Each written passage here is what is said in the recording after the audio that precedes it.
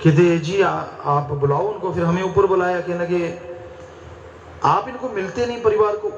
हमने कहा बेपरवाह जी आपने कहा ही नहीं, आपने कहा था आप सब कुछ छोड़ दिया, दोनों जहां की दौलत। बेपरवाह जी ने ये भी फरमाया, हाँ जब गुरगद्दी देने वो शाम का समय था, ख्याल से निकल गई बात कि भाई हम आपसे लेंगे कुछ नहीं, जब जमीन जायदाद का ले लो, हम तो इनको दोनों जहां की दौलत सौंपते हैं, इनकी झोली में डालते हैं।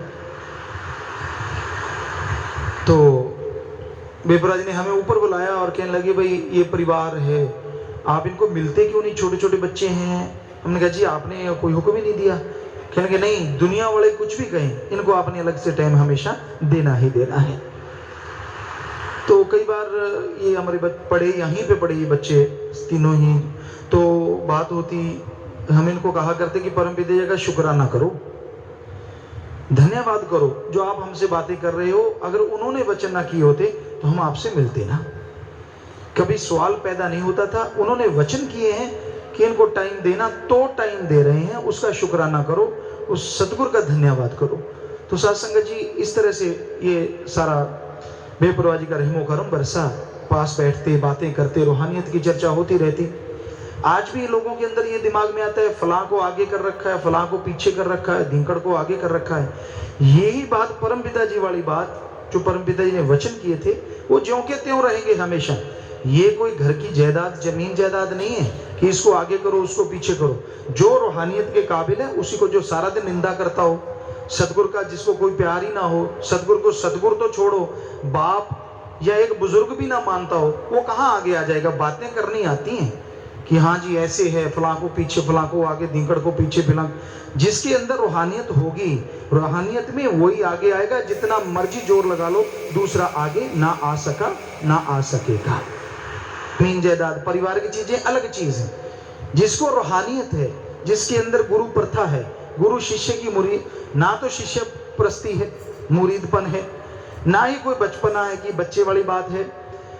तो जो अपने सदगुरु को सदगुरु ही नहीं समझता, जो गुरु को गुरु नहीं समझता, और निंदा चुगली सारा दिन अंदर उबलता रहता अपनी हौमे में, अपनी खुदी में, अपने अहंकार में, वो रूहानियत में आगे नहीं आ सकता। जितने मर्जी पोछे लगा ले, जो मर्जी कर ले, रूहानियत में तो वही आगे रहता है जो मुरीद परस्ती करता है, जिसके अंदर गुरु का कुछ है, सुमन करता हो, है गुरु प्रताए वचन हो। हमने वचन कर रखे हैं कि भाई आप उस मुर्शिद कामिल के जो शिष्य बन गए हैं, आपने मालिक को याद रखना है, जाम पीते हो लॉकेट पहन के रखा करो, आप निगाह मार लो।